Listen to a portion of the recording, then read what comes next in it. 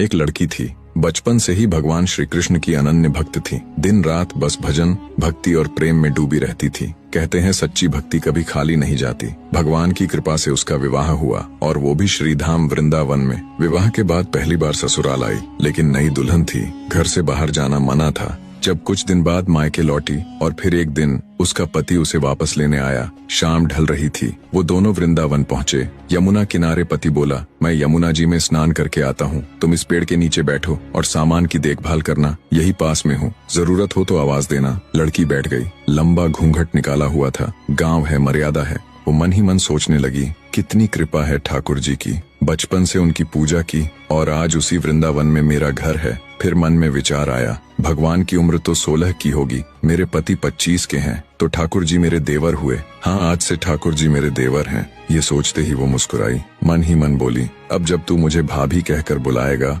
ठाकुर, मैं तुझे तभी आशीर्वाद दूंगी। तभी एक नन्हा सा बालक आया, 10 से 12 साल का, और लड़की को भाभी भाभी कहकर पुकारा। लड़की चौंक गई। मैं तो यहाँ नहीं हूँ, मुझे कौन बुला रहा है? मर्यादा में रहकर घूंघट उठाया नहीं। बालक फिर बोला, भाभी एक बार चेहरा तो दिखा दो। अब वह डरने लगी, पर वो बालक तो जिद पे अड़ा था और अचानक उसने घूंघट उठा दिया। लड़की की आंखें खुली की खुली रह गईं। इसके बाद वो बालक भाग गया। जब कुछ देर बाद उसका पति आया, लड़की ने कांपती आवाज में सारी बात उसे बताई। अरे तुमने मुझे आवाज क्यों नहीं दी? पत्नी बोली, वो तो इतने में भाग गया था। पति गुस्से में बोला, कोई बात नहीं, वृंदावन कोई बहुत बड़ा तो है नहीं, अगर दोबारा कभी दिखा तो हड्डी पसली एक कर दूंगा। जहाँ भी दिखे बस मुझे बताना। कुछ दिन बीते। एक दिन सास ने कहा, बेटा अब बहू मायके से आ गई है, कल बहू को बांके बिहारी के दर्शन करा लाओ। अगले दिन दोनों पति पत्नी श्री बांके बिहारी जी के मंदिर पहुँचे। मंदिर खचाखच भीड़ से भरा था। तुम स्त्रियों के साथ आगे जाकर दर्शन कर लो, मैं यही रुकता हूँ। लड़की आगे बढ़ी, पर अब भी लंबा घूंघट निकाले हुए।